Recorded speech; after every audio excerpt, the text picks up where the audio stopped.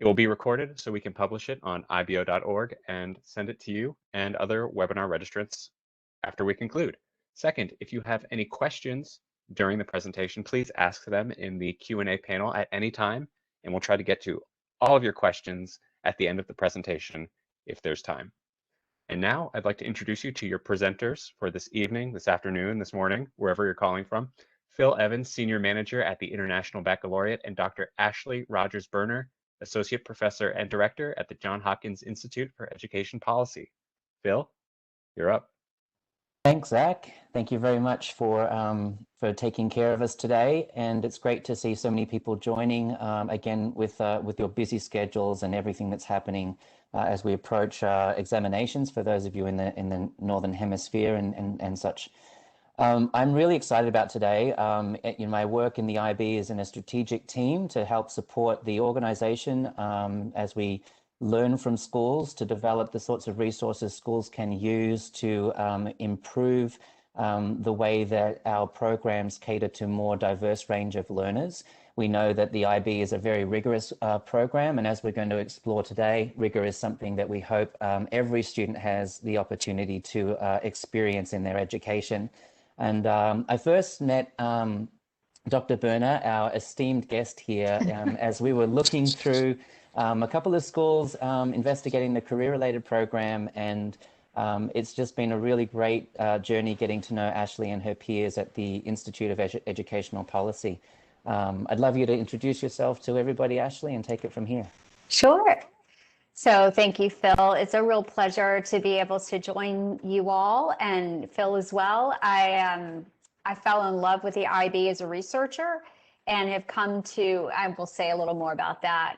But it's been a pleasure to collaborate with Phil and visit schools and think about research projects and all of that. So I have a doctorate in history. I've lived in many different countries. In one case with my children as a single mother when I pursued my doctorate. I got into education policy because I became acutely aware of the learning gaps between those in the United States who had access to a strong liberal arts curriculum and those who did not. And so I'm very privileged to be involved in helping to craft education policy. And let me just put it this way. Our institute at Hopkins exists to serve those of you who are actually on the front lines. We exist to translate research into the language of policy and practice. On any given day, we're in touch with different states, the federal government. We also work with in an international context. And then we have also designed research-based tools for the field. And some of those tools and studies are what we're going to be talking about today. I'll share some high-level insights with you, and then some, what I hope will be very encouraging and empowering to you. These are just a few of the integrated resources that we offer and pursue. The School Culture Survey 360 we'll be spending a lot of time on today. It is an equity-oriented tool, but it is chock full of data. We also have a trademarked process for evaluating ELA and social studies curricula for their knowledge and coherence. And then the other, I'll touch briefly on what we've seen in these other areas of study, but I'm happy to answer questions about any of those along the way. I just thought I would share alongside some of those resources this really fantastic new approach to the program standards and practices that was launched just last year. With the way that we're integrating our various domains, through the purpose, the learning, the culture, and the environment, all coming down to the unique aspects of school context, whether that is, in a religious environment, whether or not that's in a public school or a boarding school. This helps to make the dimensions of how we think about improving school culture and practice much more integrated. And so, I thought that as we were going through this today, we could look at some of those elements and just keep them in the back of our mind. So Ashley, if you just advance to one more slide. we have an outline here of some of those elements that are involved in that planning template, the program development template, where you can choose a motif or a theme, and they might be at large school culture, or it could be an element of school culture, and the way that that interacts with your curriculum and practice, to remove some of those barriers that limit some students from being able to have access to a world-class education. I don't know whether or not you have any comments on some of these aspects that are embedded in the process, Ashley? Well, I would just say that the slide previously from the IB and this one do illustrate our very firm belief that these elements are integrated, that the deep mission of the school and its distinctive purpose is one of the key drivers of student success, and a rigorous liberal arts curriculum, for want of a better word, that is both creates a common conversation and also introduces the diverse voices and context is critical. So I love the fact that you all are integrating all of these elements, and the data is important as well. Data for data's sake is not good, but data that's actually usable is important.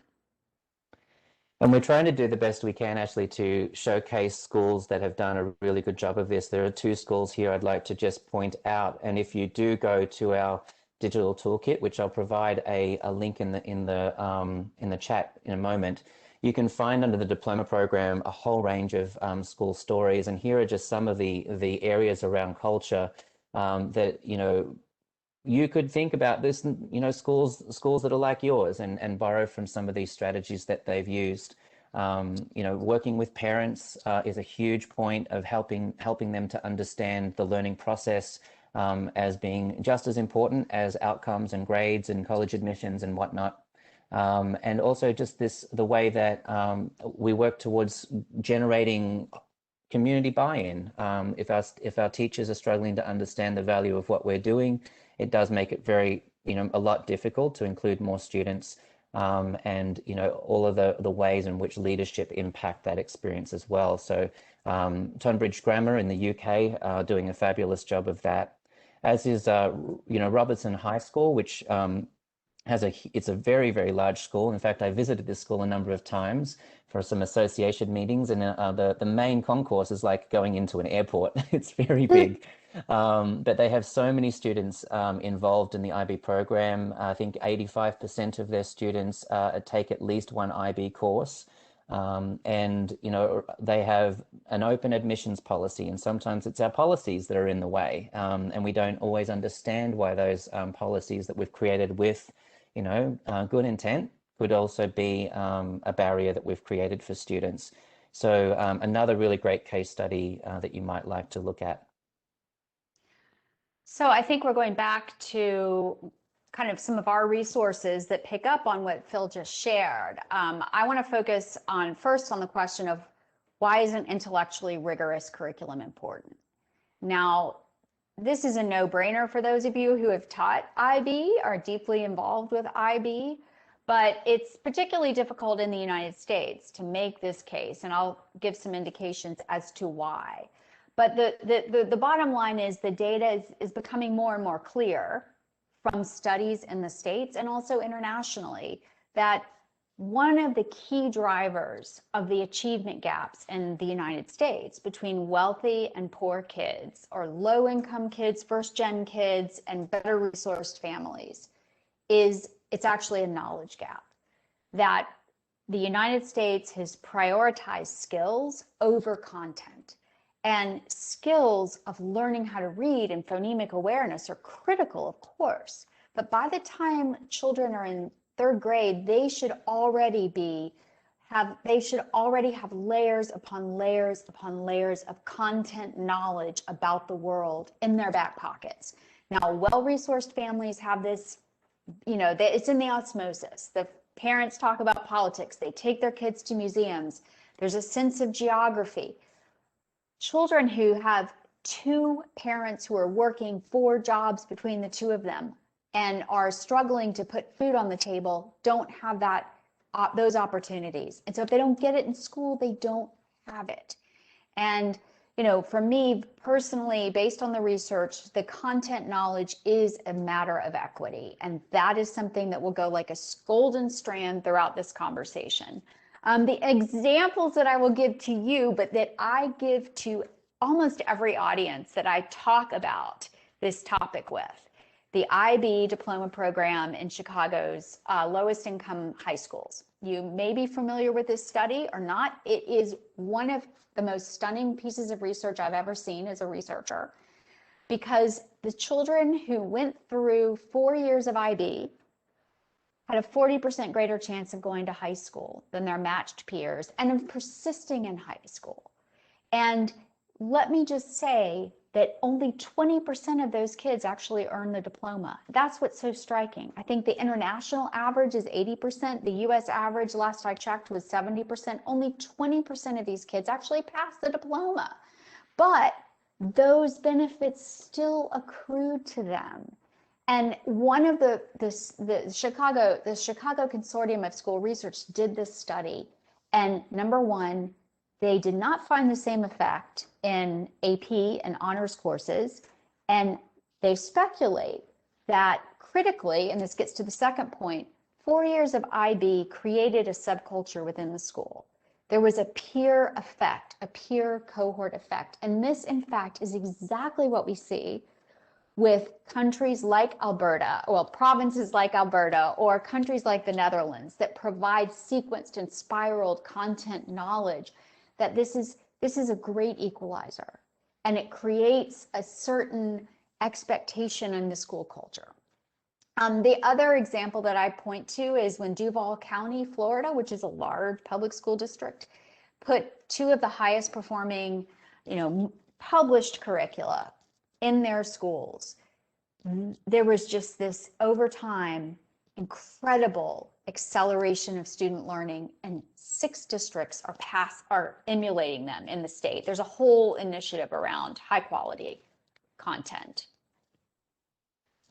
And in a similar vein, this has escalated, I guess, since the Chicago study and since other studies have been done to look at the outcomes of students that come from low-income homes and how much more likely they are to be successful, quite often surpassing the outcomes of the national cohort across the United States when compared. The equity, excellence and equity framework initiative was developed to support schools around 5 domains, and the first dimension rather is specifically looking at school culture and the sorts of support systems that students need. It's very small to read there, but there is a link. We'll also include that in the chat as well. And alongside those, there are case studies, again, of, I think, 5 to 6 schools at this point that participated in the E2. On the next slide, you can see just a link also to finding those case studies. The general ones are in the toolkit I mentioned earlier, and then the specific case studies on the Excellence and Equity project are available there for you to learn at the strategies that they use too. Mm-hmm. The Excellence in Equity, I think, is the right framework. The OECD has published reports on an ongoing basis on excellence in equity. And again, one of their key findings was what do we have? What do the systems that close achievement gaps have in common? A rigorous curriculum that all kids have access to. Now, why is this difficult in the United States? Those of you who are abroad won't be able to relate to this, perhaps, unless you have a lot of American teachers. But since the early 1900s, American education has focused on process over content. If you want some heartbreaking reading on this, I recommend Diane Ravitch's book, Left Back, because it chronicles all the movements of, for want of a better term, progressive education that said, no, we're not going to democratize the liberal arts experience. No, we're going to teach skills and process because that's good for everyone. Well, process is very important, and it's fine if you come from a well-off family where you get the content, but it's not so good for low-income kids, and there are study after study showing this. So a couple of examples of the process over content, learning how to learn instead of actually having to learn something specific. prioritizing skills instead of requiring mastery of knowledge. When I was living in the UK, my children went to a state-funded Catholic school. They had incredible national curricular standards and exit exams. We don't have that in the States. Okay, this is a really good thing. Or finding the main idea from a decontextualized paragraph about the 1860s instead of actually probing this great literature now, or great primary sources. Now, I know that IB has wide teacher selection, but there's constrained choices for educators. There's a huge list of recommended texts, and that's a different kind of choice. That is choice between high quality options. But just to say that given no matter what I just said about 100 years of teachers who went through classrooms and were trained in teacher ed programs, they were trained to be content agnostic or even content averse. The research message is getting through. And I'm happy to send you excerpts of some of the research that I'm talking about, but many school systems that we've worked with and that others are working with have started to put their bets here. And the best systems like Baltimore City, which is currently one of the lowest performing school districts in the country. I mean, there are schools where not one child can read.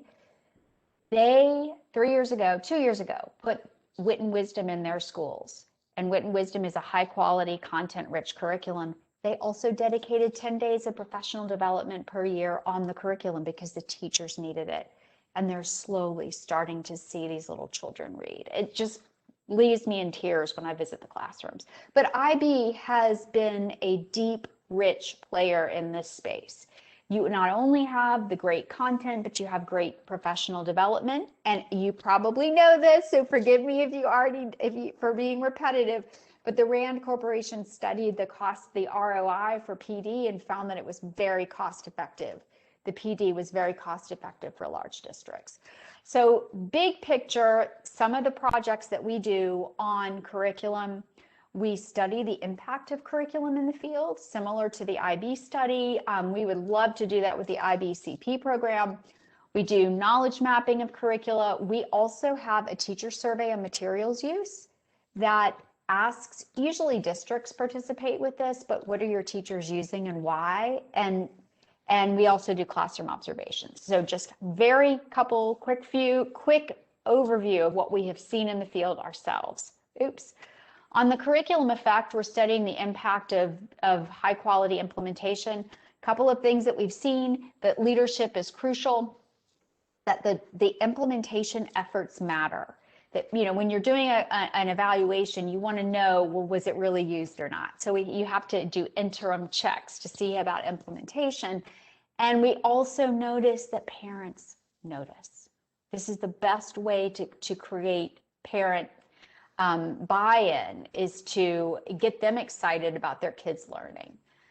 From the knowledge map, where we actually review every item in an ELA and a social studies text course of study, and we've done it with an IB school, by the way, which was on their own preferred list of materials.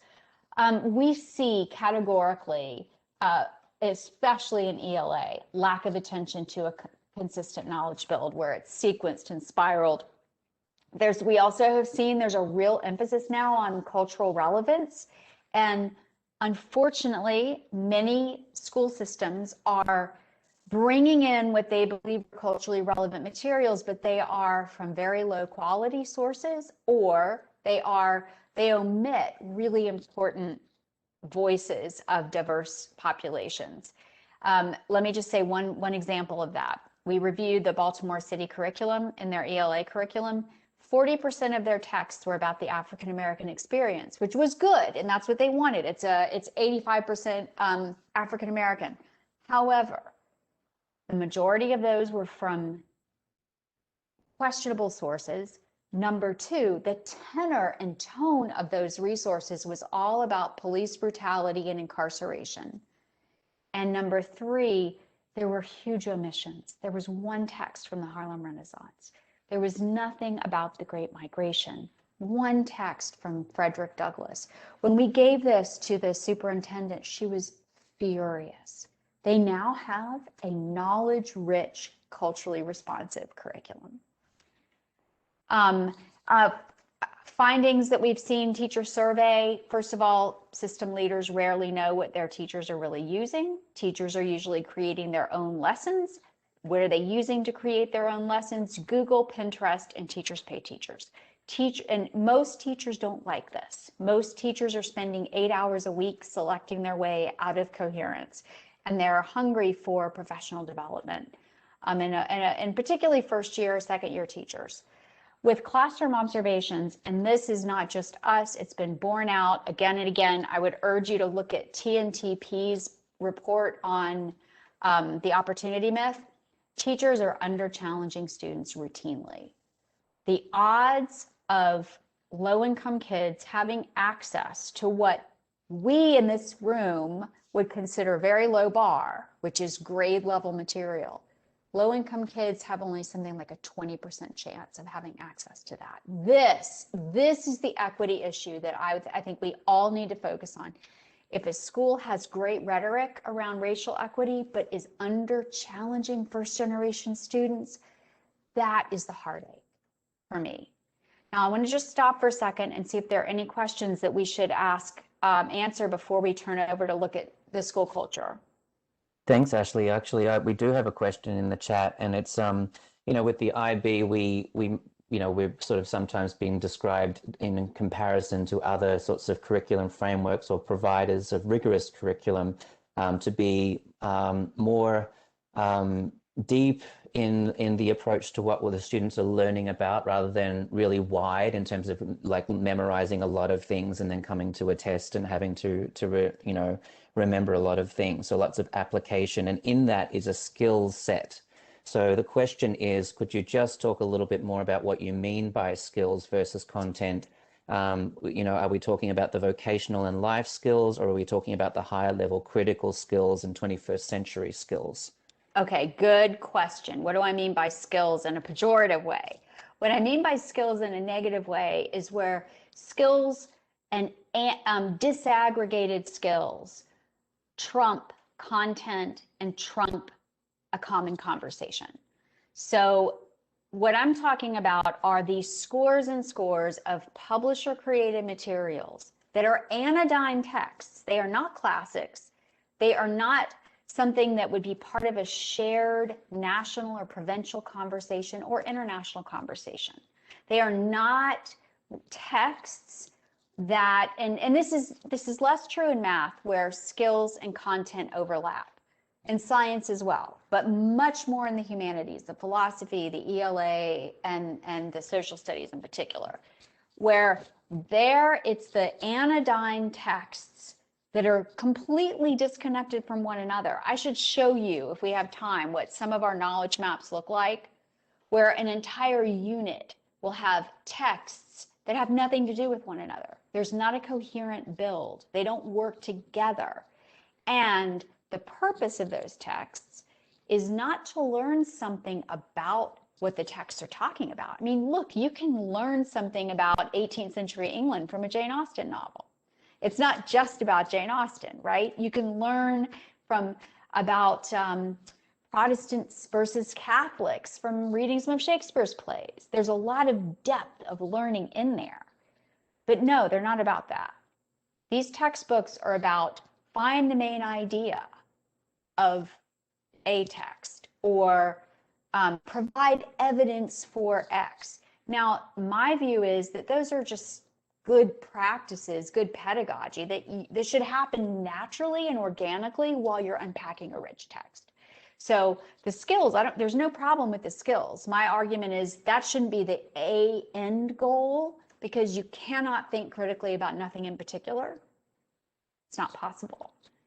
Yeah. And, so that I hope that clarifies a little bit. Really great classroom, you're learning skills left and right, but you're doing it is organically, and you're doing it as part of the rich investigations.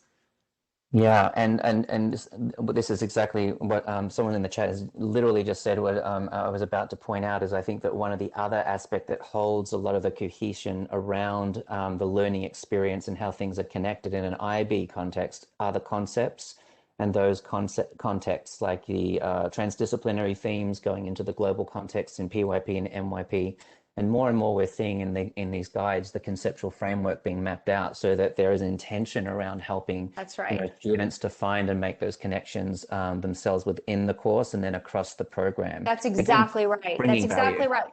That's exactly right. And what the ideal is, for teachers in one grade to be able to say, now you remember last year when you were investigating X, and then that's how students, particularly first generation students, build knowledge mastery and the confidence to engage with the higher order thinking.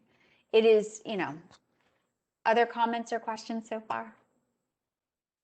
I think that's it, but I will just add that when we're talking about, as we're moving into increasing the rigor, and you mentioned that, according to the findings, students don't feel that they're being challenged as much as they would like to be. Parents don't always think that students their kids are being challenged as much as they could be, especially when we look at, diverse student groups and students in inequitable situations. But this is where, the value of this connected, experience in education and the learning experience is so vital. And when we, provide access for a student to take one IB course, that's great. But are we helping them through the systems of support that we have in our school to reach as far as they can go? Because sometimes doing that 2 or 3, even up to 4 courses might be, really challenging. And really require some support, but in the end have a huge impact on that student, as opposed to having just that exposure to one. And let me just say one more thing too. In our work alongside of systems that are shifting to more challenging materials, we have found again and again that teachers do not have the confidence that their kids can do it.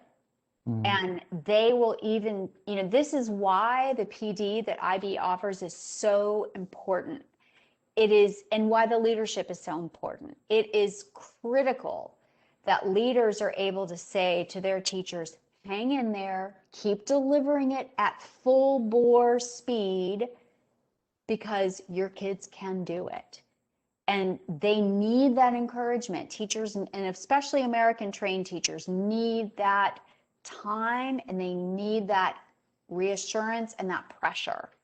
And and it usually takes, with the adoption of a new set of curricula, it usually takes at least a year. But if it's done well with professional development, by Christmas time, by January, you should start to see teachers and parents really excited. But I have also found in doing my own PD with teachers that often teachers don't have the content knowledge. And so they're actually afraid of stepping out of the box I have actually been in classrooms where the teachers had been told to study something rich like the Declaration of Human Rights.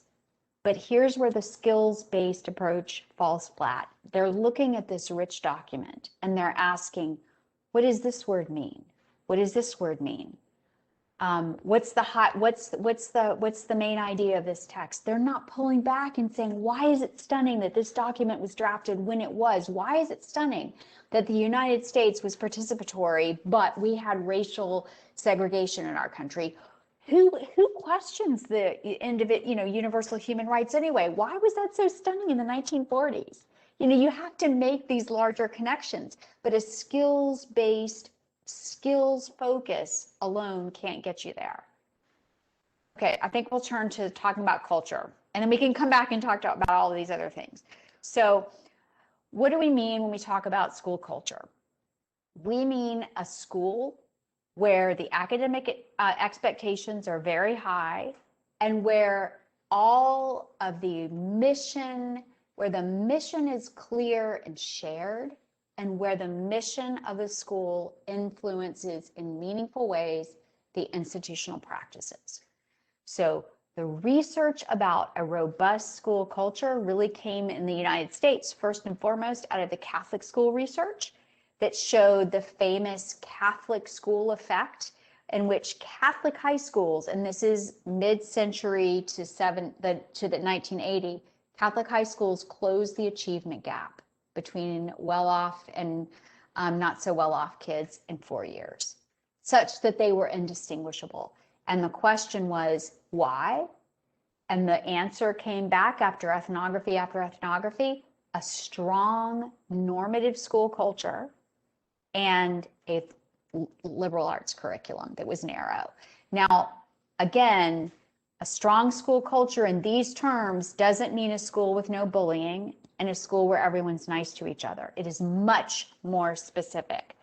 So why is this important? A strong school culture is linked to a lot of academic outcomes. And again, I would even say an IB program with 4 years, like you saw in Chicago in the initial study, creates a strong school culture. It's a normative subculture within the school.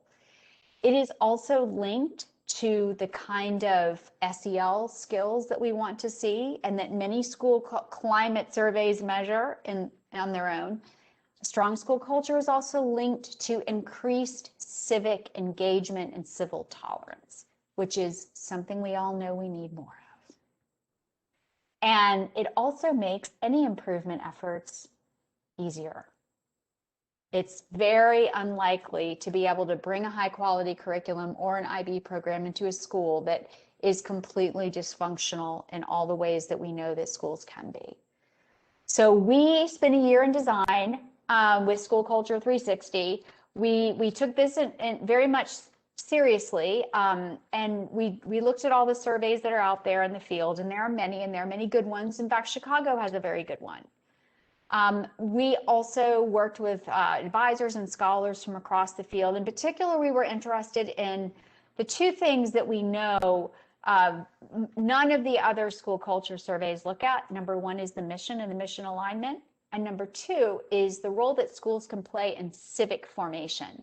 And that's one thing I'm just going to tell you about briefly, because I'll show it to you when we look at the live demo, the live dashboard, that political science, and in fact, the international research has shown for 40 years that when you have what we call an open classroom climate, where students can disagree respectfully, where they are scaffolded and trained to deliberate and debate about important things, that open classroom climate has an independent positive impact on civil tolerance. And we are not even testing for that in the United States.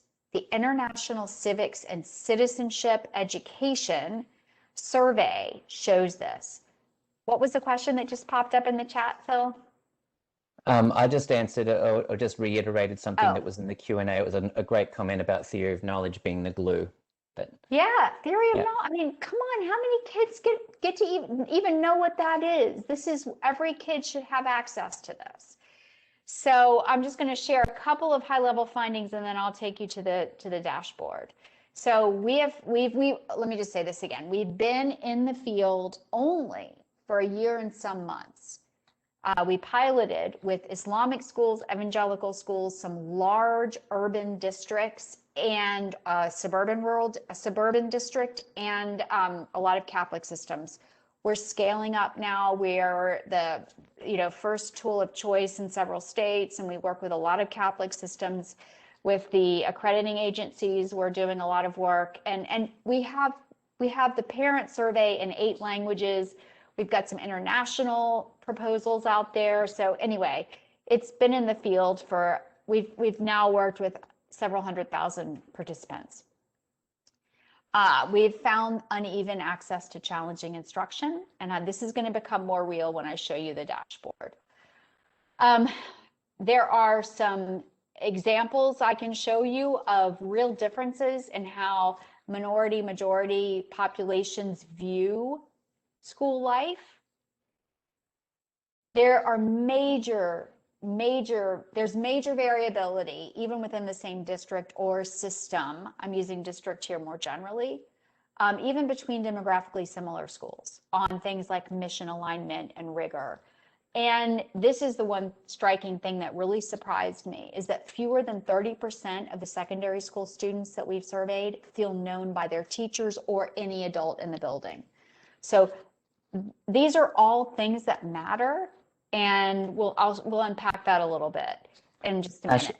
Actually, I just want to point out on that last point that in the Chicago study, which I did put in the chat, bear in mind, guys, that if you're putting a question forward for Ashley to answer, it's in the Q&A.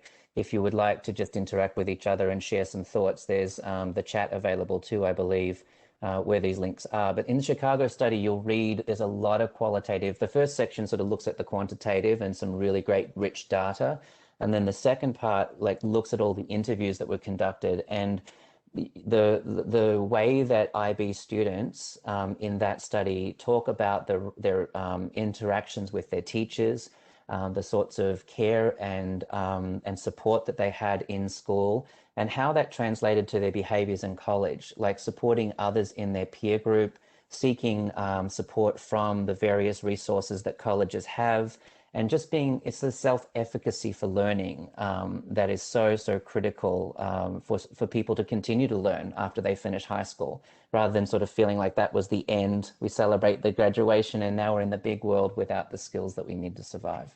100%. I mean, one of the big things that we've noticed is that the IB and other high quality curricula put more emphasis on student responsibility and not just on the teachers, and the way the assessments are oriented in our country. I'm a big believer in assessments, but they need to really reflect what students are learning and not just be disaggregated skills.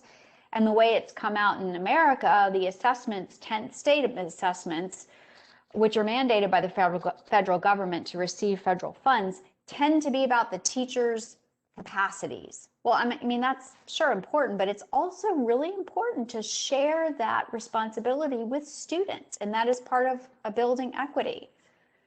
Other questions before we turn to the tool?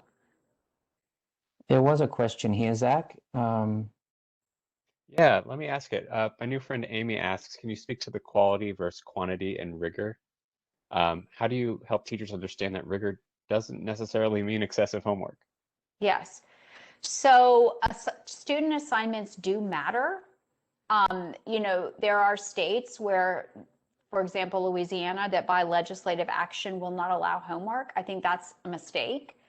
But it doesn't the kind of pressure that many private schools have from their wealthy parents is not what learning is about. And so I do think it's a balance between the quality and the quantity. A forced march through Western civilization in 1 year, there's a very low chance that will be really, really deeply embedded in a child's imagination. Actually, I just want to point that out as a major barrier that we face globally in lots of different contexts when it comes to this idea that choice means a lot of options on the table for students to do a whole range of different things.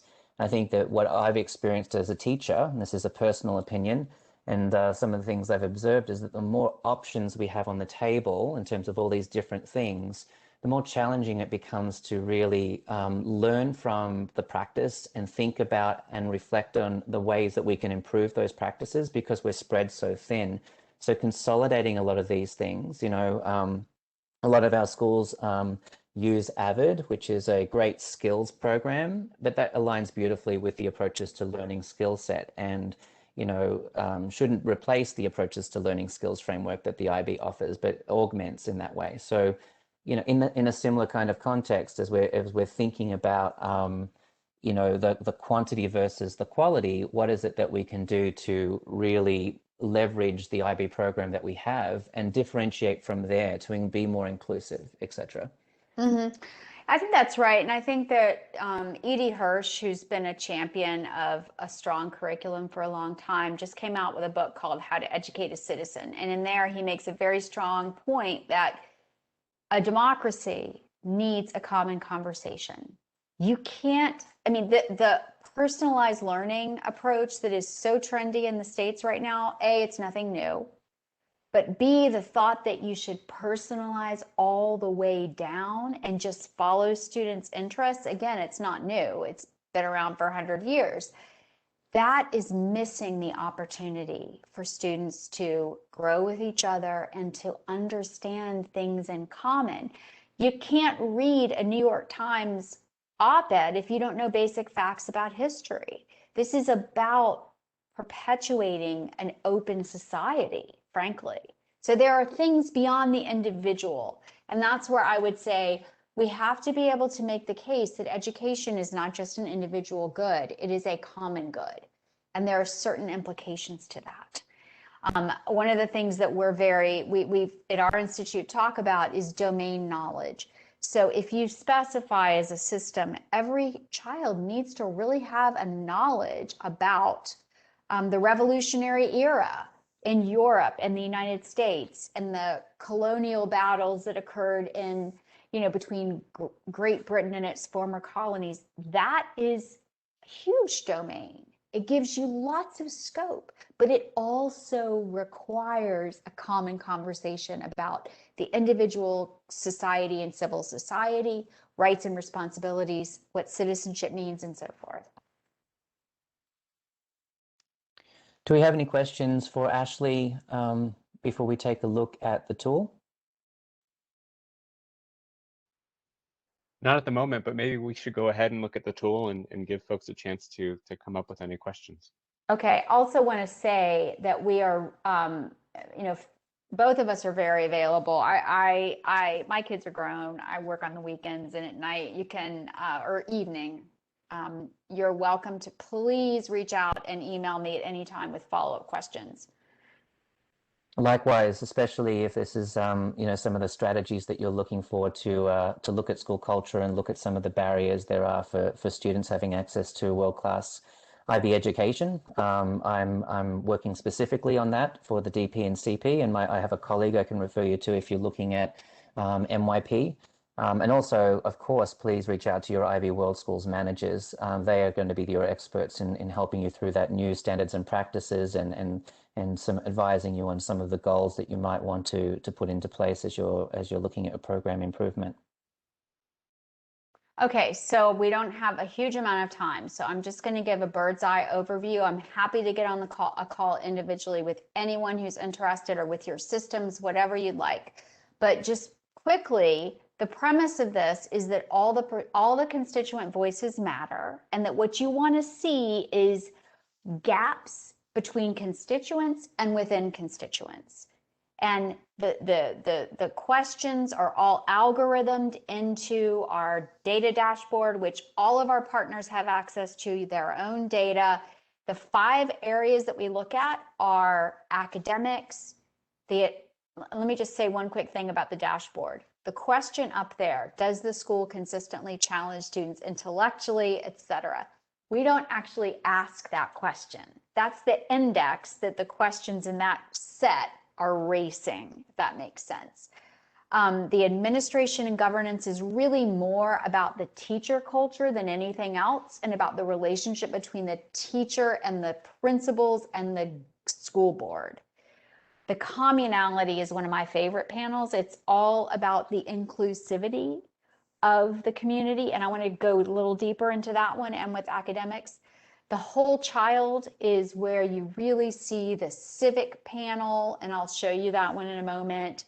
What can't you talk about? That's presented as a word cloud, because I firmly believe that what you can't talk about is just as informative for kids as what you can.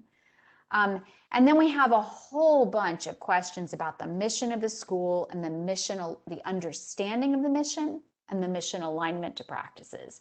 And again, we are unique among the United States tools, certainly, in asking explicit questions about the mission. We have a whole mission report that we have about mission alignment, and also in the civics. So let me just show you a little bit deeper what you can do with the academics. I'm just going to use this as an example. So because we collect demographic data on any one of these domains, you can toggle down and see how every constituent, according to subgroup, whether it's race, religion, gender, We do have a version that is inclusive with gender identity. So are there interesting differences there around academics? Now you can go deeper. For example, well, first of all, I'm sure you all noticed that the administrators have a much more optimistic view of how challenging and supportive the school is than any other constituent. But every domain that we look at, the 5 domains, has a subscale in it that has a breakdown of sort of clusters of the questions. Again, we don't ask, are all students taught at high levels? Teachers, do you believe all students can learn? We get to that through scientifically based questions that avoid what we call in survey design the social desirability factor. So let me show you what those look like. If you've got this data, you're one of our partners, you want to know what's going on under the hood of that question, you can toggle over and actually look at the student. Oh, wait, why did that not work? Let me see if I can get to the parents here. You know what? I think I need to go out of this for a second and let me log out and log in. Shoot, this is really annoying. Sorry, guys. Let me just go back in. While you're doing that, Ashley, I'm sure everyone is thinking through back to that, initial slide that I put out there about our new standards and practices, and thinking about how interesting it is to look at these gaps when we're thinking about our self-study, and not just approaching that as the 5 years rolls around, but like looking at that, incrementally as we go through, now setting smaller goals and using that program improvement template. That there's some really, really interesting things here that can help expose some tangible areas that we can pursue and work on. Okay, so these are the questions I was trying to get at before. On the high standards, I've now toggled over to the student questions. And this is how we structure the questions. Students at this school respect other students who work hard. They respect other students who get good grades. Now this Q8 question, most of the classes in this school are challenging. That's the racial equity question right there. We have certainly worked in major school districts where there was clear tracking going on, because the white kids were reporting that they were being challenged and the children of color were not. And the first time I saw this, I actually started crying looking at the data. And we also have this with parents as well. The parents are asked even more specific questions. How challenged does your child feel in English and math and science and social studies? Does the school set and communicate high standards? Again, we have seen pretty profound racial gaps there in some of the urban districts that we've worked in. And it's something that the good news is you can do something about that. We have a whole implementation toolkit guide that I'll show you in a second. You can do something about that, but you have to know what's going on. So even if the school has a mission that is about racial equity, if you see disparities there, it needs to be addressed and you have grounds to address it. A couple other things that I'll show you quickly. This is really, this is where you get a lot of parent data. Inclusivity. Let me show you the personal relationship one. You can see the difference in whether there's a cultivation of personal relationships. The student, 29%, this is dummy data, but it reflects what we've really seen in the field.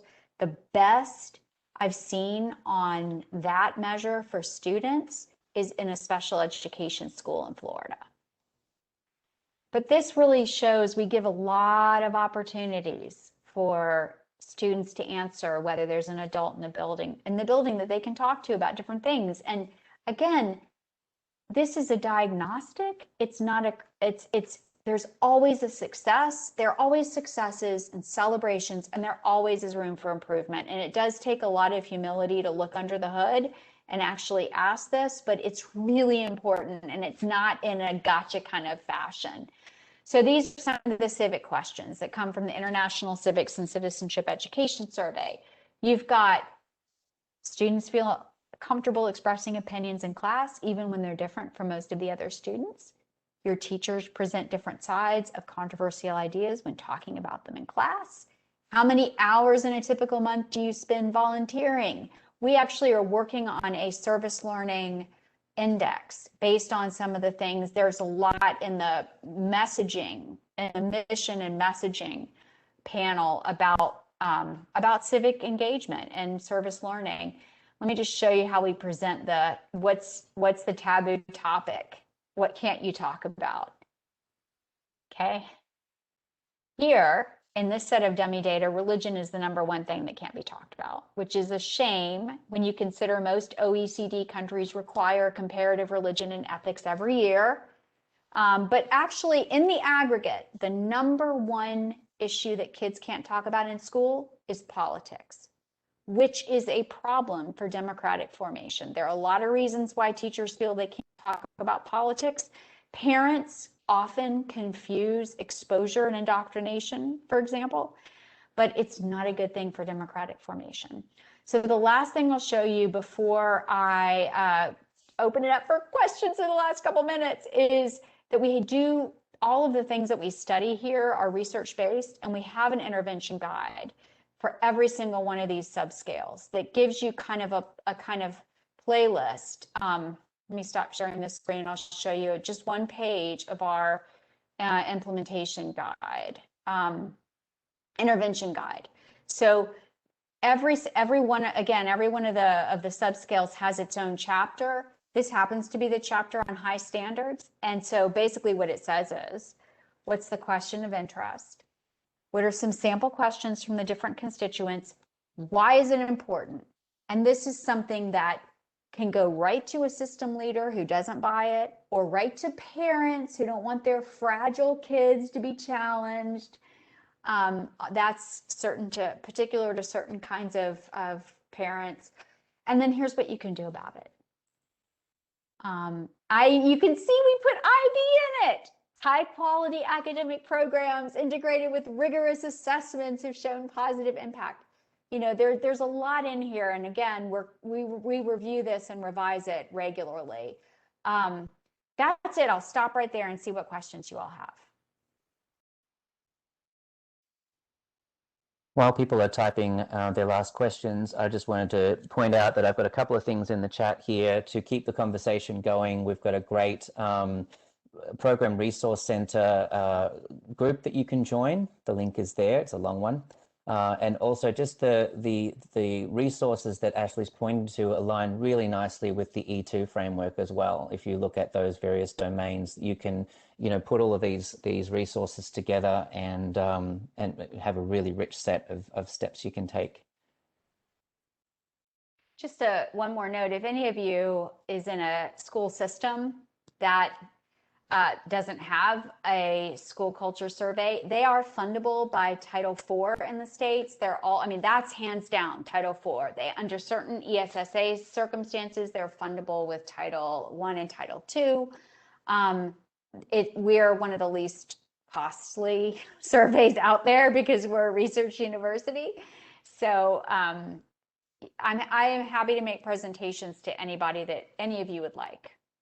Ashley, can you talk about schools that find areas that they're doing really well in? How has this culture survey also helped them to elevate those things and make them known to their community in ways that they might not have been able to articulate them before? Yes, so that's a good question. So we are in a lot of Catholic systems, and we partnered first of all with the Archdiocese of Baltimore. Now that Archdiocese happens to be one of the largest ones in the country. It is racially diverse. And they were really, really, really concerned about their racial about the racial relationships that lived in these schools. And we actually focused on that when we did the rollout with them of here's what we're seeing. They had one of the best we've ever seen. And it was something that they were really, really happy about. They felt like, okay, we're doing this really well. And they were able to take this and to their donors. A lot of private school systems rely on donors. And so that was really good. Louisiana is using our survey for their disparate disciplinary schools because we do collect racial demographic data. And they have found some really good things. and have been able to go back to the community and say, this is really good news. And I didn't show this, but we do automatically generate summation reports that say, these are your 3 big wins. These are your best scores for every constituency. So you have it right there. And then here's some things you can work on.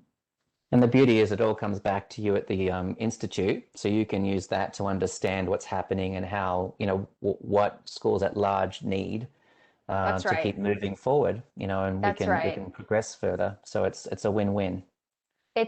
We're hoping to help. We're hoping to really support communities of practice where you can say, hey, we had this issue in our school culture survey. Here's how we solved it. That's us, very practice driven.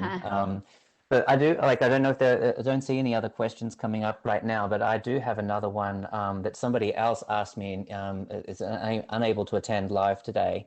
Just wondering, when it comes to the tracking and detracking, that's something that our schools are really very, like our equity driven schools are really interested in doing. What are some of the findings, I guess, that you have seen that at large, some of the big pieces that that cause tracking, when schools are trying hard not to track, what are some of the things that we can learn? So that it doesn't always matter what the courses are called. What really matters is the teacher behavior and teacher beliefs. And I can tell you that what we see sometimes is kids reporting that they're not being challenged, and the principals will say, but we don't have tracking in this school. We've been so intentional. Well, guess what? If you do classroom observations, you'll probably find that the teachers are under challenging their kids. And the kids are telling you that, and guess what? Their parents are telling you that. So it's not always obvious. And, a lot of schools pride themselves on being racially integrated, but they are not racially integrated internally. We have measures on behavior between kids of different races and ethnic backgrounds. We ask, do kids from different racial and ethnic backgrounds eat together at lunch? Do they do homework together? Do they, play together on sports? We have a bunch of questions about the practices.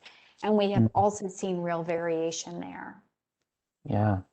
And in a sense, segregating your community when you have a lot of different things happening so that teachers collaborate together no matter what they're teaching. Sometimes we have IB, people teaching IB, people teaching other course and curriculum, but if everybody's working together, those ideas for best practice can really be leveraged. We have a very interesting project right now with the Department of Ed in Florida, where they're using our culture survey for their civics and debate initiative schools, of which there are now 60, and this is their first year, and there'll be 200 within the next couple of years. We're asking students an additional question. I should have said that. You can add up to 20 additional questions that are not algorithm, but they're specific to you, your school, your system.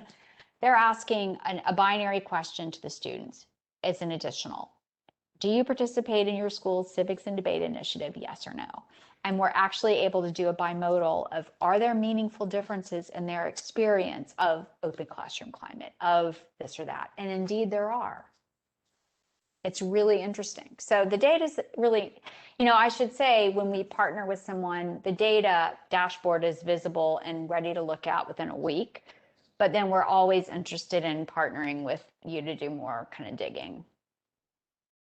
We've got one more question here, I think, before we go, if you don't mind. So we have a question here that says the MYP and the DP, they're very concept-based programs. How do you see this fit in with sort of the content-driven focus that you're talking about here? Okay, so the IB programs ask really deep questions, and the reading lists are extensive and high quality.